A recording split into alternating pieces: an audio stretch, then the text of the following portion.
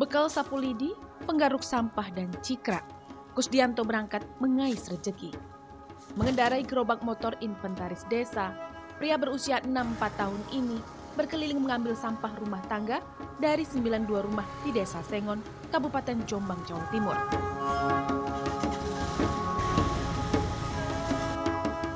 Kusdianto, satu dari sekitar 140 juta warga Nahdlatul Ulama yang tak pernah berpaling sedikit pun dari organisasi masyarakat Islam terbesar di dunia ini.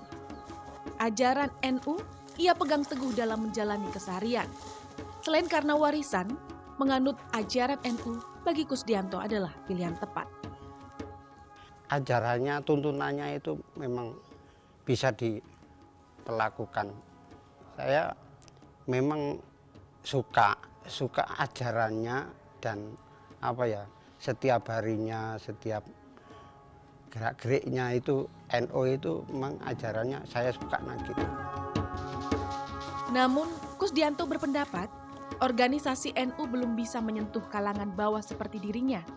Sebagai wong cilik yang kerap disebut mustadafin, Kusdianto berharap para petinggi Nahdlatul Ulama bisa hadir di tengah-tengah keresahan mereka. Dari bawah itu memang yang jelas itu memang kurang katakanlah kurang sadar.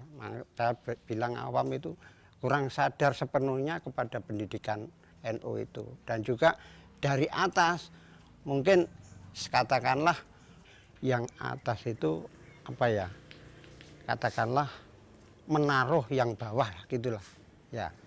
Menaruh nyopo nang sing ngisor-ngisor iki mau dengan cara apa saja. Jadi biar warga NU itu bisa satu keluarga yang harmonis, katakanlah begitu. Sebelumnya Kusdianto berprofesi sebagai tukang becak. Karena becak tak lagi menghasilkan, Kusdianto mendapat kesempatan dari desa untuk menjadi pemungut sampah. Dengan tanggungan 3 orang anak, Kusdianto dan istrinya harus pandai mengatur keuangan agar anak-anak mereka bisa mendapatkan pendidikan layak. Istri Kusdianto juga membutuhkan biaya berobat karena pernah terserang stroke. Meski Nahdlatul Ulama memiliki lembaga pendidikan yang bisa mengakomodir kepentingan umat, Kusdianto tidak pernah mendapatkan kesempatan itu.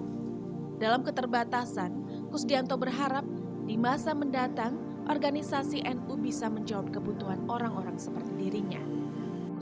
Sebetulnya punya pikiran, mulai anak pertama itu sudah punya pikiran begitu, Pak. Tapi ya itu tadi, saya selain jauh, bahkan memondokkan saja pernah, cita-cita itu pernah, cuma ya itu kebentur dengan ekonomi, yang jelas yang itu. Istrinya Endang Sukartini juga terlahir dari keluarga Nahdlatul Ulama. Turun-temurun keluarga Endang setia menjadi pengikut NU. Meski tidak pernah mendapat keuntungan materi ataupun pendampingan sosial, Endang bangga disebut sebagai Nahdliyin. Ia kerap mengikuti berbagai kegiatan rutin NU di sekitar rumahnya. Di usia 1 abad Nahdlatul Ulama, Kusdianto berharap NU kian mendekat kepada umat, khususnya kaum alit atau kaum orang kecil seperti dirinya. Kusdianto mewakili jutaan masyarakat sipil NU di pinggiran. Cendekiawan muda NU, Roy Murtado, mengkritisi tema besar yang diusung dalam 1 abad Nahdlatul Ulama. Merawat jagat, membangun peradaban. Seharusnya diturunkan dalam narasi besar yang membela kepentingan umat terutama kaum mustadafin. Tapi narasi besar itu harus diuji dengan sesuatu yang lebih material. Kondisi objektifnya bagaimana. Nah, kalau mengukur itu, saya mengira antara yang seharusnya dan yang senyatanya ini masih jauh sekali, Mbak. Seharusnya kita membela mustadafin. Seharusnya kita harus lebih berpihak mengadvokasi wong cilik gitu ya. Ya Rabbi, ya Rabbi, zalilna, ya Rabbi,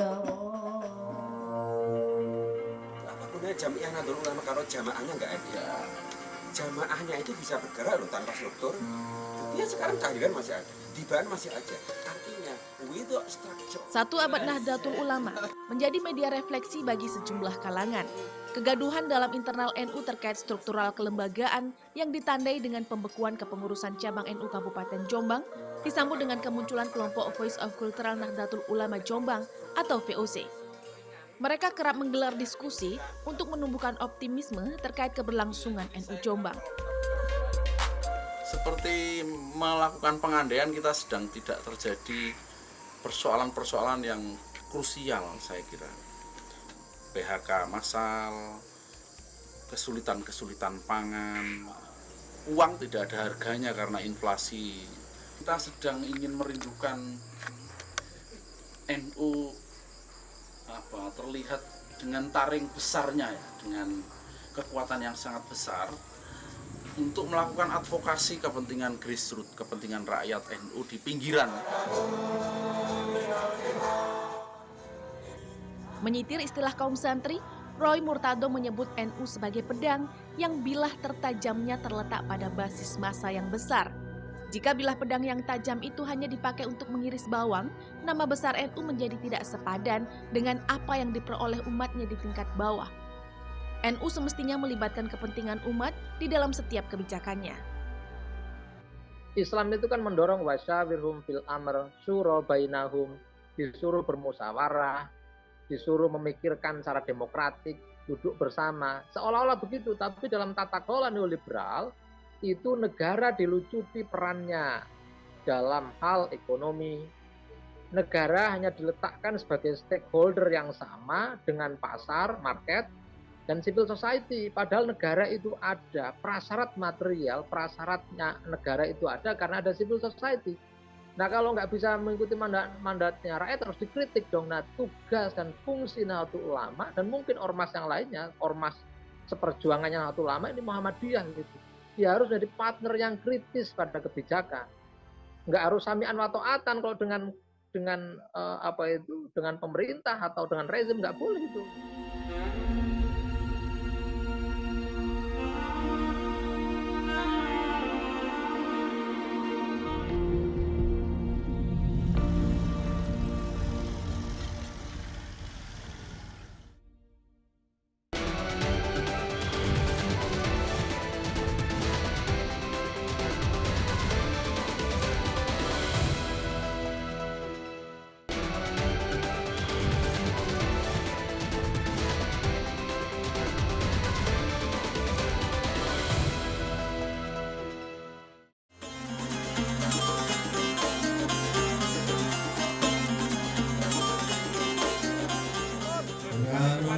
Bismillahirrahmanirrahim.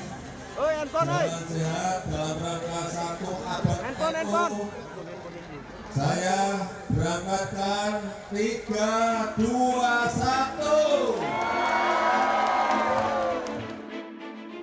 1. Gelora Delta Sidoarjo bersolek. Sidoarjo punya gawe besar. Sejarah 1 abad NU akan digelar di kota industri ini. Usia 1 abad disambut dengan gegap gempita. Berbagai rangkaian kegiatan digelar untuk menuju puncak harlah.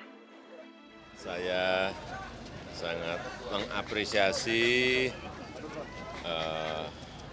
kegiatan-kegiatan dalam rangka 1 abad NU, 1 abad Nahdlatul Ulama.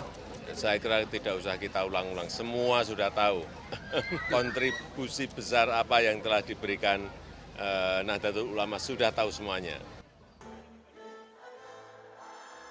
Gebiar kemeriahan menyambut 1 abad Nahdlatul Ulama terlihat dalam jalan sehat yang digelar di Solo.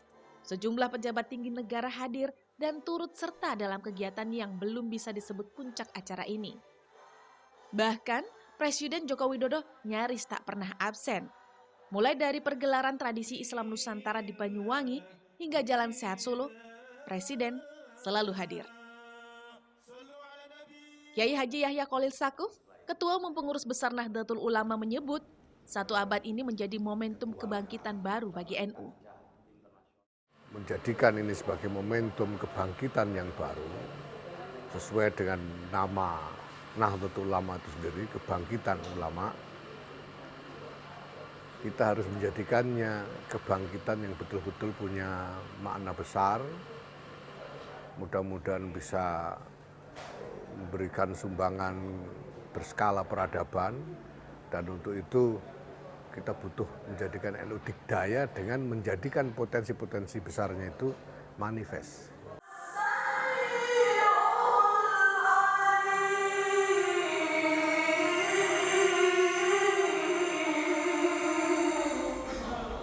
Musabaqah Tilawatil Quran menjadi salah satu cabang seni membaca Al-Quran yang digelar pada Pekan Olahraga dan Seni Nahdlatul Ulama. NU juga membuat gebrakan dengan menggelar kompetisi bagi kalangan santri. Dalam MTQ ada 52 peserta dari 38 provinsi di Indonesia.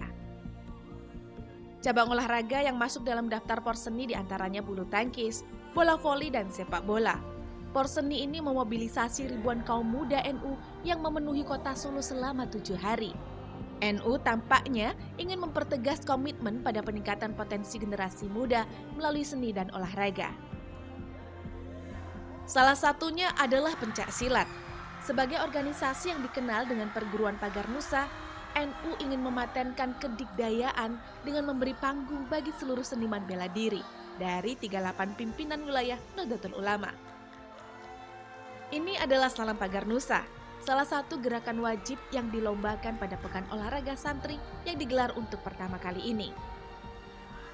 Arif Basarudin dan Engel Rahmana Putra, dua atlet andalan PWNU Sumatera Barat, tampak serius berlatih jurus batu, jurus dasar yang masuk dalam daftar kompetisi porseni.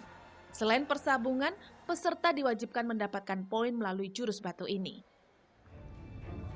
Namun, gegap gempita porseni ini memantik kritik dari kalangan muda NU. Edi Musyadat, salah satu pendamping sepak bola anak yang juga aktif sebagai anggota Voice of Cultural NU mengungkapkan, kemeriahan porseni di Solo syarat dengan kepentingan politik 2024. Sebenarnya sudah dilakukan jauh-jauh hari sebelum menjelang 2024 ini, mestinya. Kalau begini kan, kalaupun program ini bagus, tapi kemudian dibaca orang ini menjadi program politik olahraga, dan itu dampaknya saya kira nggak bagus. Yahya Khalil Sakung menegaskan, porseni ini bagian dari upaya merancang gerakan nasional terstruktur, mulai dari kalangan muda sampai basis, dengan melibatkan mobilisasi kader-kader NU yang nantinya berujung pada pembentukan gerakan keluarga maslahat. Pendidikan dimulai dari tingkat keluarga. Gerakan ini diharapkan dapat menjawab kebutuhan basis Nahdlatul Ulama yang mayoritas adalah kalangan bawah. Mengembangkan gerakan untuk memperbaiki suasana pendidikan di lingkungan keluarga itu, tentang hal-hal yang kita anggap penting untuk mempertahankan harmoni masyarakat bangsa dan negara ini, termasuk ya tentang ideologi negara, tentang Pancasila, termasuk juga tentang toleransi dan lain sebagainya.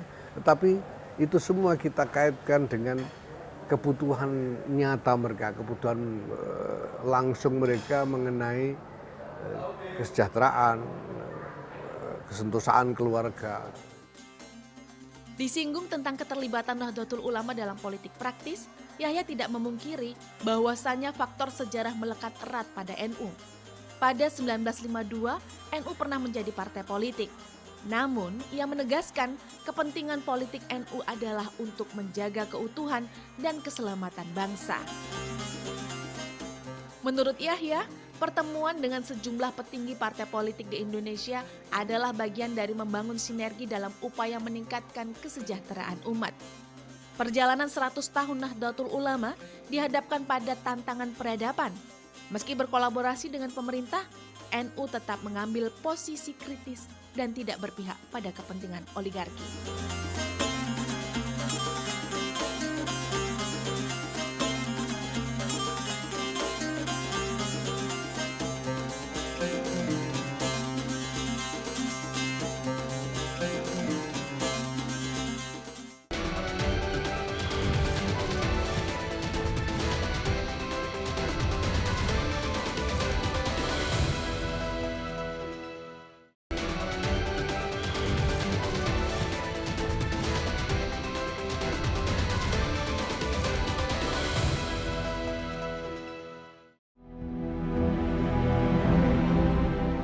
لتدخلن المسجد الحرام إن شاء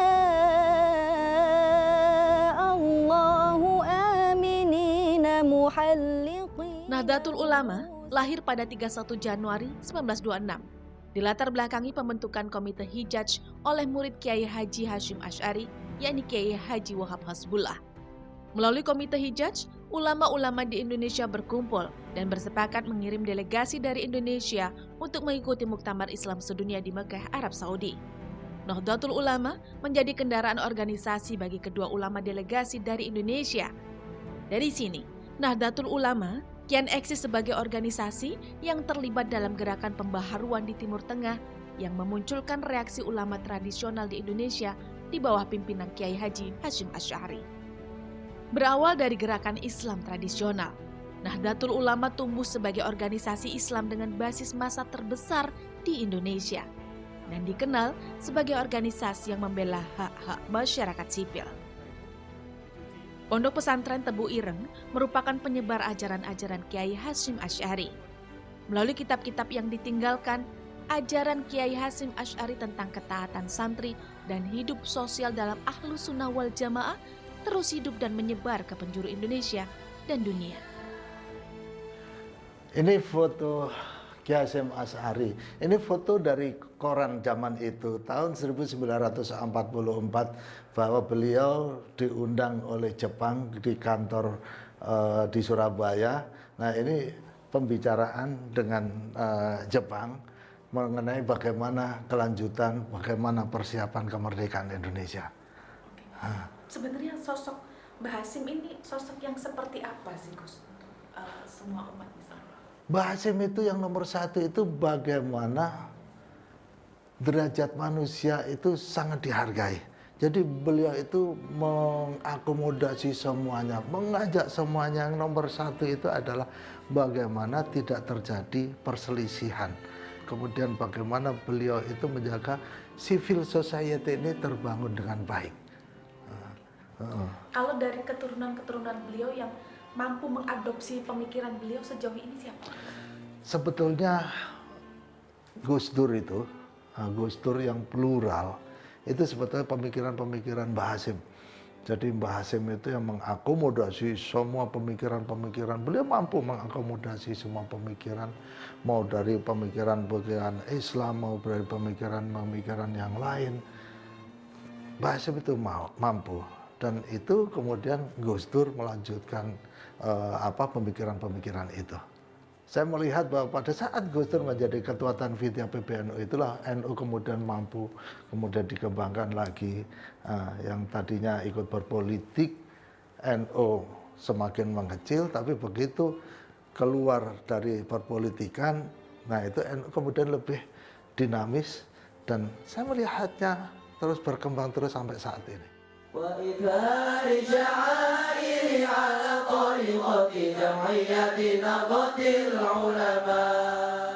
Setelah Kiai Haji Salahuddin Wahid wafat, Kiai Haji Abdul Hakim Mahfudz yang dikenal dengan panggilan Gus Kikin dipercaya mengasuh ribuan santri Pondok Pesantren Tebu Ireng Jombang.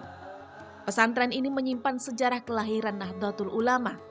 Sejumlah tokoh besar lahir dari Nahdlatul Ulama, seperti Presiden keempat Kiai Haji Abdurrahman Wahid.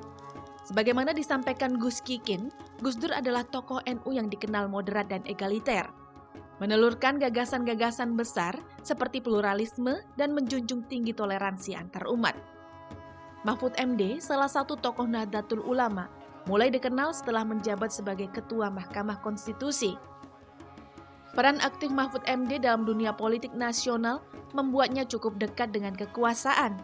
Menurut Mahfud MD, Nahdlatul Ulama saat ini tumbuh menjadi organisasi besar dan tokoh-tokohnya mampu duduk di kursi-kursi pemerintahan yang strategis.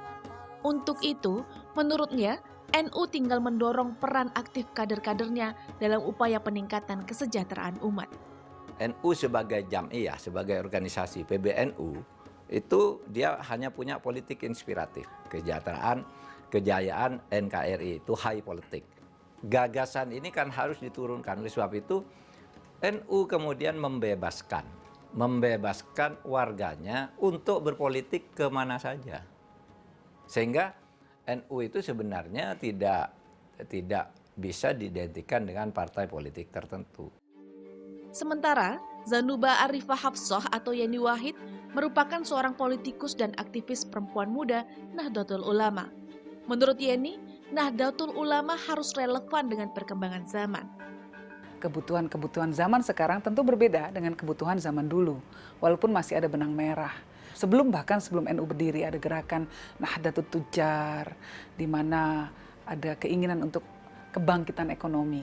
Ada gerakan yang dimotori oleh Mbah Wahab Hasbullah ya, Taswirul Afkar, tentang bagaimana mengelola berbagai macam idealisme dan ideologi yang ada di dunia, lalu melakukan sintesa terhadap pemikiran yang berkembang demi untuk kemajuan umat. Yeni Wahid dan Mahfud MD sepakat bahwa tantangan terbesar satu abad Nahdlatul Ulama saat ini sama dengan yang dihadapi oleh bangsa Indonesia, mempertahankan Pancasila sebagai dasar negara dan bentuk negara kesatuan Republik Indonesia.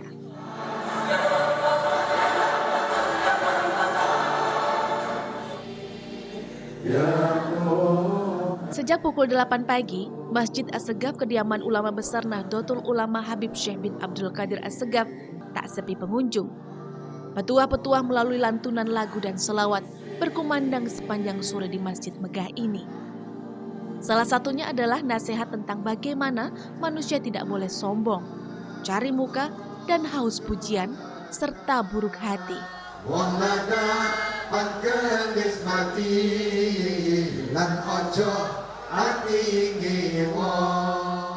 Nasihat ini juga dipopulerkan melalui salawat Ki Ageng Selo.